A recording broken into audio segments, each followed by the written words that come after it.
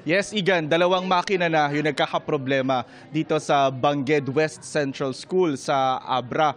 Pareho po sila ng problema. Niluluwa nila yung makina, yung balota na ipinapasok sa kanila. Ang lumalabas daw na prompt dun sa screen, sabi ng mga teachers, clean the scanner. So ang ginawa po ng mga teacher, kinuha yung fiber cloth na kasama doon sa package ng ACM na panlinis at nilinis yung scanner ng makina.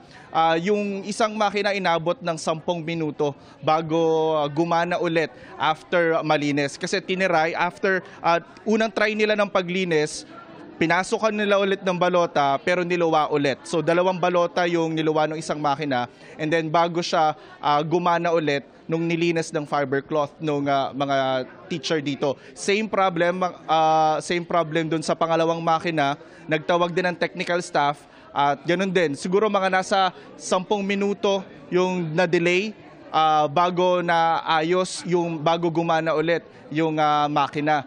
Pero sa mga oras po na ito, yung both machines na nagka-problema kanina, na nagluwa ng balota, ay gumagana na po at maayos na at smooth na ulit yung pagboto ng mga Abreño. Nandito po tayo sa Abra, binabantayan natin to dahil sa mga nakaraang eleksyon ay matindi po yung laban ng politika dito. Actually sa 27 na municipality ng Abra, siyam ang nasa areas of concern. Nasa orange hotspots at yellow hotspots. Ito pong kinatatayuan namin, yung location namin, Bangged. Ito po ay nasa orange hotspot. Ibig sabihin po, matindi yung political rivalry dito at meron nang naitalang tatlong election-related incidents sa nakaraang mga eleksyon. At ang sabi ng Abra PNP simula noong January 12, simula noong election period, hanggang kahapon, may naitala silang 31 na insidente ng barilan. 21 ang namamatay na dito sa Abra simula po nung pumasok ang election period noong January 12. So, pero ngayong araw po nito, ngayon sa mga oras na ito, wala pa naman tayong natatanggap na report na may nangyaring insidente dito sa Abra at yun po ang ating babantayan sa buong maghapon sa pagbabantay natin dito. Balik muna sa inyo, Igan. Jonathan, alaman na ba yung problema ng ACM?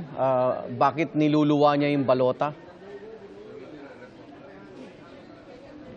Madumi raw yung makina, sabi nung poll worker na teacher na nakausap natin. Kasi yun yung lumalabas din sa screen, clean the scanner. Yun yung prompt na lumabas sa screen nung niluwa yung mga balota. Pero meron naman daw silang fiber cloth, yun yung, nakikita po ninyo sa inyong sa video, yung fiber cloth yun yung pinanlinis nila doon sa scanner. And after a few minutes, gumana na ulit yung makina.